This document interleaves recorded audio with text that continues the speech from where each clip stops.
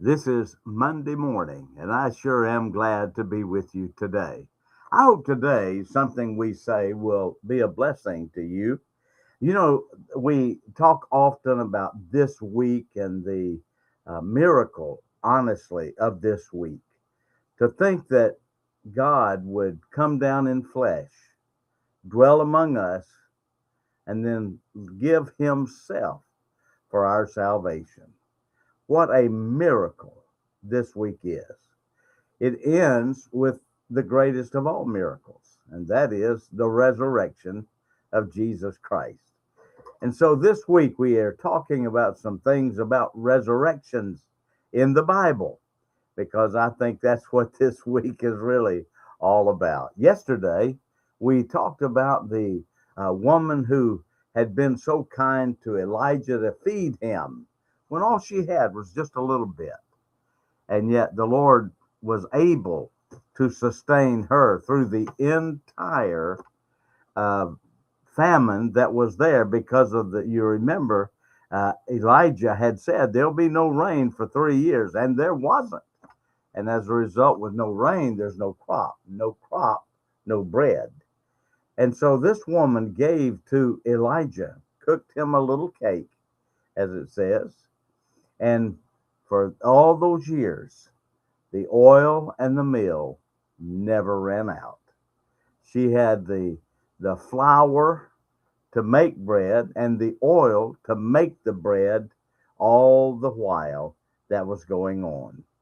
However, her son died, but God gave him back to her through Elijah. And Elijah came and raised him up. Today, our story is very similar. It's about a Shunammite woman, and we're going to talk about her. And I titled this one, The Son Twice Given. And what a wonderful thing it is. I have two very dear friends that we met. I met one of them uh, just after we had started our church. We're not here very long, and he contacted me, and we got in touch, and we became friends. His name is Bruce Fry, and Bruce had his own band. He played in the bars and all that stuff downtown. Was not a godly man. I'll put it that way. And then he got saved. But all the while he was living that life, he had a brother who was saved and prayed for his brother and witnessed to him all the time, and his name was Sammy. My mother and dad went to the church where Sammy Fry was the youth director and assistant pastor, and a tremendous man. My dad and mom loved Sammy, and Brother Sammy loved my mom and dad. And then Bruce got saved, and then all of them were just, man, it was wonderful. And they have produced a story about their lives, and it's called this: Brothers Twice. They were born into the same family physically, and now they have been born into the same family spiritually. I have both of them coming to be with us on our anniversary Sunday in August of this year. I'm looking forward to it. And I think about that. Well, this young man was a son given twice to his mother. And we'll see that story here in just a little bit. You know, there are many stories about people sleeping in church. I don't know about you, but I don't like to fall asleep in church. And I, I hate it. And I have heard many stories about people falling asleep. And we had one boy one time in a church we were in, and he would come in, fall asleep every service on the front row. Well, one Sunday, our pastor, Brother Don Mangus, he took a songbook. The boy was, I mean, he was sound asleep on the front row. And Brother Don was going to wake him up, but he didn't want to call his name and stir everybody else. So he took a hymn book in his hand flat like that. And he went, bam, he slammed that thing on the pulpit to make a point. And when he did, I mean, it was loud. And that boy jerked like this and ended up sliding right into the floor. So Don't go to sleep in church. But I've heard all kinds of stories, but I had never heard this one. When the people came in for church one day and they were turning on the lights, the ushers and those there for the early opening up, if you will, there was a large bat that was asleep on one of the high walls out of reach. And so they thought, well, he's asleep. We'll just leave him alone. When service is over, we'll come get him. We'll get him out of here and find him, because they couldn't get to him quickly. He was too high to reach with a broom or anything like that. So we'll just wait. Well, they left him alone, and the pastor got up and started preaching. Well, the preacher was making some pretty strong points. Well, evidently his loudness woke up the bat, and the bat started dive bombing, so to speak, toward these women who had fallen asleep in the front with their head down like that. And he kept making moves down out there at their hats. And finally, the women, they woke up and they saw the bat and they began to scream about that. Well, the bat finally was taken away, and they got things back in order. And the pastor, in a very calm voice, said this: that was God's alarm clock letting you know it was not time to sleep. I don't know about that, but I guess it worked. Our text today is a long text. I hope you will bear with me. It is in 2 Kings chapter 4. But I want to read the passage because it gives a lot of the story. It begins in chapter 4 with Elijah coming by, and the woman knew him as the man of God. That's how he was known. And then we look at that what was being done and so forth. And it says, and it fell on a day that Elisha passed into Shunem. There was a great woman, and she constrained him to eat bread. And so it was that as oft as he passed by, he turned in thither to eat bread. And she said to her husband, behold, now I perceive that this is an holy man of God, which passeth by. Let us make a little chamber. Let's build a room for him. So when he's coming by, he can stop. And by the way, this is where the idea of a prophet's chamber in churches and so forth came from. Because here was the man of God traveling through, and they made a little place for him. Well, then the Bible says, and it fell on a day that he came thither, and he turned into the chamber and lay there.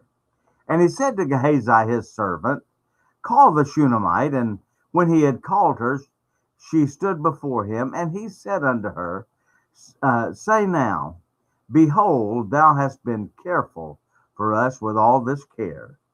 What is to be done for thee? Wouldest thou be spoken for to the king, or to the captain of the host? And she answered, I dwell among mine own people. And he said, what then is to be done for her? And Gehazi answered, verily she hath no child, and her husband is old. And he said, call her. And when he had called her, she stood in the door. And he said, about this season, according to the time of life, thou shalt embrace a son. And she said, nay, my lord, thou man of God, do not lie unto thy handmaid. And the woman conceived and bare a son at that season that Elisha had said unto her, according to the time of life. Wouldn't that be wonderful? But then time passed, and the boy grew up. And the Bible says, and when he was grown, it fell on a day that he went out to his father, to the reapers, and he said to his fathers, my head, my head. And he said to a lad, carry him to his mother. And when he had taken him and brought him to his mother, he sat on her knees till noon, and then died. And then the mother went to the father, and she said, I'm going to run to the man of God. I need to talk to him. And he said, why do you want to do that? You don't even know where he is. And she said, I'll find him. And the Bible says that she did. And verse 27, and when she came to the man of God to the hill, she caught him by the feet. But Gehazi came near to thrust her away, and the man of God said, let her alone, for her soul is vexed within her, and the Lord hath hid it from me, and hath not told me. In other words, he said, she's really burdened by something, but God hadn't told me what it is. Then she said, did I desire a son of my Lord? Did I not say, do not deceive me? In other words, she said, I didn't ask you for that. I didn't say, don't deceive me. And then he said to Gehazi, gird up thy loins and take my staff in thine hand and go thy way. If thou meet any man, salute him not. And if any salute thee, answer him not, and lay my staff upon the face of the child. And the mother of the child said, as the Lord liveth, and as thy soul liveth, I will not leave thee. And he arose and followed her. She said, I'm not going back lest you go with me. And Gehazi passed on before them and laid the staff upon the face of the child, but there was neither voice nor hearing. Whither he went again to meet him and told him, saying, the child is not awake. And when Elijah was come into the house, behold, the child was dead and laid upon his bed. He went in therefore and shut the door and prayed unto the Lord. And he went up and lay upon the child and put his mouth upon his mouth and his eyes upon his mouth and his hands upon his hands. And he stretched himself upon the child, and the flesh of the child waxed warm. Then he returned and walked in the house to and fro, and went up and stretched himself upon him, and the child sneezed 7 times. And the child opened his eyes. And he called Gehazi and said, call this Shunammite. So he called her, and when she was come in unto him, he said, take up thy son. Then she went in, fell at his feet, bowed herself to the ground, and took up her son, and went out.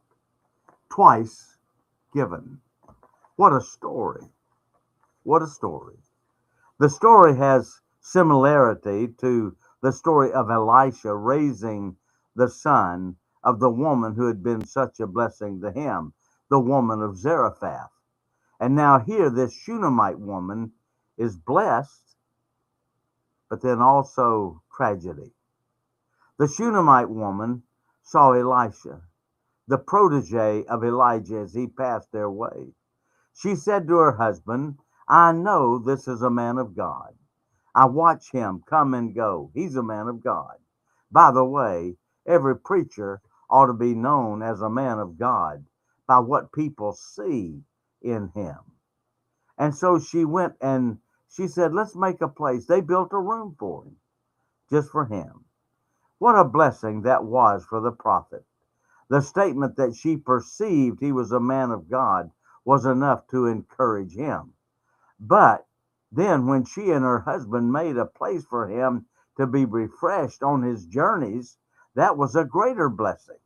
I can only imagine the traveling condition in those days as they had to walk or ride a donkey or something everywhere they went. Can you imagine walking along in the rainy season or the heat of summer to have a place of refuge to go and get out of the weather and to be refreshed and clean and dry out and all of those things? But it also speaks of the heart of this godly woman to think of what she could do to encourage the man of God. Too often our thoughts are only on what God can do for us and not on what we can do for the man of God. This lady was such a blessing that Elisha asked what he could do for her. And she only thought a child. God honored her and gave this couple a son. As time passed and the boy grew, he began to work with his father, and on one of those summer days he grew sick, complained of pain in his head. Not long afterwards, he died. Well, the woman sent to Elisha. What a testimony of confidence. I've got to get back to the man of God. He will know what to do. And Elisha showed up in that room where he had stayed, and they had put him on the bed in Elisha's room. And so here he is, and God never makes any mistakes. Elisha goes back to that room. The boy's laid out on his bed. He prayed, and then he stretches himself out on the boy. And there's an interesting little statement in here. It says, his flesh began to wax warm. What does that tell you? He was dead and cold dead. And then Elisha went back and put himself on top of the boy the second time. And this time, the boy sneezed 7 times, and then he was revived. God never goes back on his promise of blessing. The child was a gift that honored her faithfulness in caring for God's servant. The gratitude is shown and is not spoken. She fell at his feet in thankfulness. And the Bible says, and then she carried her son out. I cannot imagine how this woman felt when this child that had been miraculously given died. And then now is given again. Her faith was confirmed that this was a miracle. This woman had given to Elisha without any regard of reward. She did not say, we'll build you a room if. No, she said to her husband, this is a man of God. We can do something for him. And they built a room for him.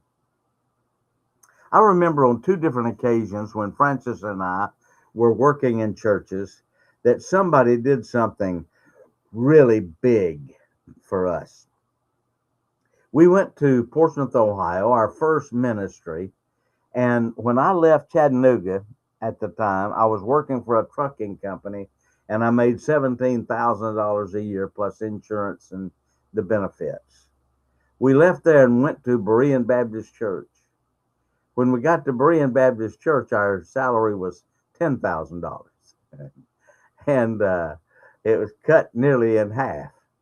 And we didn't have all the benefits. But a man in the church came to me and he said, I want to help you get a car. Our car, we couldn't afford a car, that's for sure. And this man gave me a check for $2,500. And he said, I want to help you. Let me tell you, $2,500 was more than half of the cost of a brand new vehicle. What a blessing. When we went to Selmer, Tennessee, we didn't start, but we were restarting the church there. We got there, we had about 35 people coming. And again, the car that I had bought with that $2,500 years before was still my car when we got to Selmer. And it was rusted out and everything else. And we got there with that station wagon, and a man said, I want to do something for you. He bought us a car, brought us another station wagon, gave it to us. So what in the world is this? What a blessing. I can just imagine what Elijah thought when they did this for him. No request for anything. And yet God saw what happened, and the boy died. When the boy died, she says, I'm going to the man of God. And God gave her son again, twice given. I read this story. It's a very true story. I read this and I thought, boy, how interesting it is. There was a family that had moved into a new area for them, but they were very faithful in the church. They had 5 children. Money was tight, and they went to service one Sunday, and it was the Sunday night service, and there were some special things going on. And they were taking a special offering to be a blessing to somebody who had a great need. And they were asking the people to sacrifice if you can be a help. Well, the husband of this family, his name was Mike. Mike looked in his billfold, and all he had was a $50 bill. That's all he had. It was 1984, and I can tell you, in 1984, $50 meant a whole lot more than it does now. That was their grocery money for a week for their family of seven, the man, his wife, and five children. But somehow he was impressed to just give his $50. And he didn't question.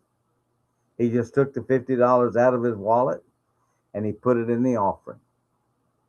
When the service was over, they went out to get in their station wagon that they had. And when they got there, he looked inside the car, and the car was literally filled with groceries. He ran back into the church and he said, "Pastor, you've got to see this." The pastor came out a little bit skeptical, but he went outside with him, and there in that guy's older station wagon, it was they looked through the windows, all you could see was groceries. It was filled with bags of groceries. Well, he was happy for the family, and he said, "Well, that's great." He said, "Man, somebody wanted to be a blessing." And the man said to the pastor, "Pastor, you don't understand." He said, "Before service, I made sure all my windows were up and the doors were locked. I have the only key. So how did somebody get in?" And the pastor said, "I don't know." And the man said to the pastor, "I do." He said, "God did that for us." You think about that. The miraculous work of God. In these two cases, it has to do with raising the dead of a son. But how many times does God do miraculous things for us? And we don't even take the time to say thanks. Somebody wrote this as a part of this story and said, "God is able to give miraculously." How true. But he is also able to restore miraculously. Our God is a miracle working God. God bless you for listening today. I hope you'll join with us again tomorrow, right here, same time, 8:30. God bless you today, is my prayer.